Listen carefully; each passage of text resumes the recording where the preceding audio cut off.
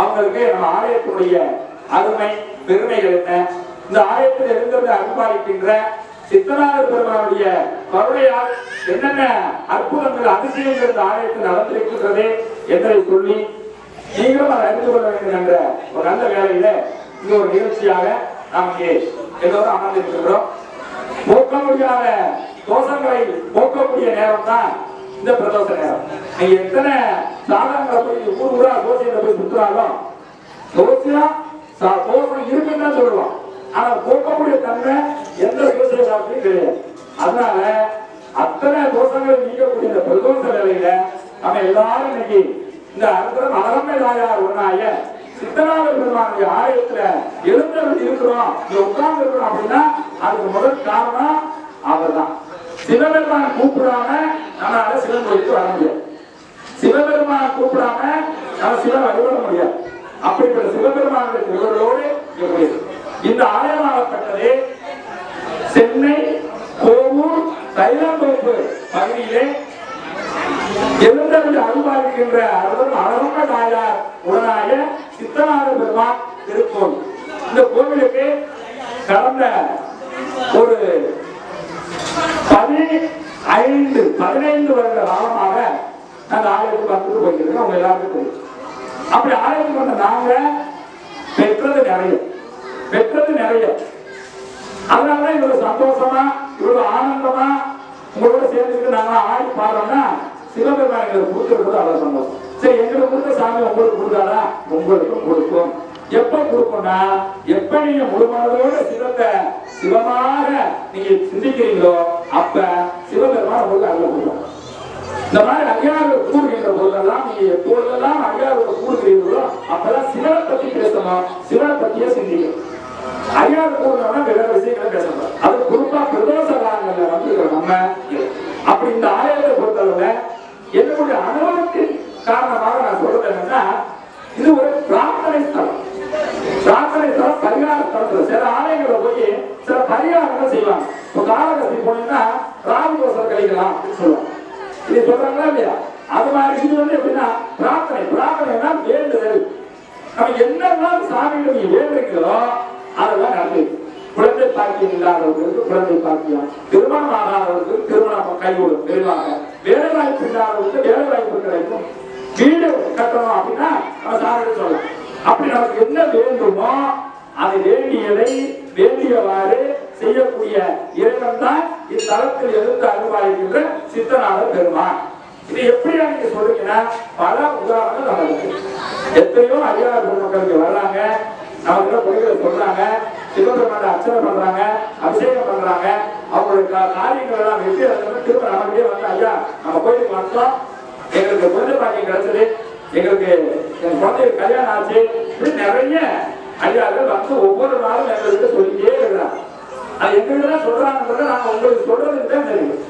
அதனால இந்த கோயிலை பொறுத்தவரை என்னன்னா இது ஒரு பிரார்த்தனை ஸ்தலம். ஒவ்வொரு தைலந்தோப்பில் எழுந்தருள் இருக்கின்ற சித்தநாதர் பெருமான் ஆலயத்தினுடைய சிறப்பு என்ன என்றால் பிரார்த்தனை ஸ்தலம். அதனால சித்தநாதர் கோயில வந்து நீங்க நல்ல மனமுருகி நீங்க வேண்டிட்டீங்க, உங்களுடைய வேண்டுதல் அனைத்தும் நிறைவேறும் என்று இந்த நல்ல நாளிலே உங்களுக்கெல்லாம் நான் எம்பெருமான் மேல் ஆணையிட்டு சொல்கிறேன். எப்படி இந்த அடியார்களுக்கு இவ்வளவு ஒரு திமிரு ஜனாவது அப்படின்னா அதுதான் சிவனை. எங்க இருந்து வந்து இப்படி சிவன் மேல ஆணையிட்டு சொல்றதுக்கு அவருக்கு சொல்றாரு, இருமான் திருப்பங்களோ ஈசன் பல்கலை தென்னப்பட்டு சிறுமான் தேவிதன் சேவலில் சென்று இருமான் திருப்பங்களோ சிவபெருமான கும்பிட்டதுக்கு அப்புறம் எதுவுமே எனக்கு தேவையில்லை அப்படின்றதுனால எனக்கு எந்த கவலையும் இல்லை. சிவபெருமானே எங்க வந்துட்டாரு.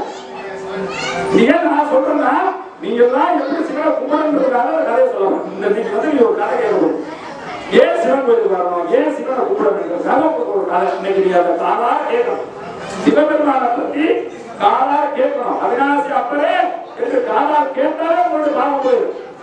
சொக்காத பெருமானே சொன்ன உங்க பாவம் போயிடும். அண்ணா வாயாரே நினைச்சா உங்க பாவம் போயிடும்.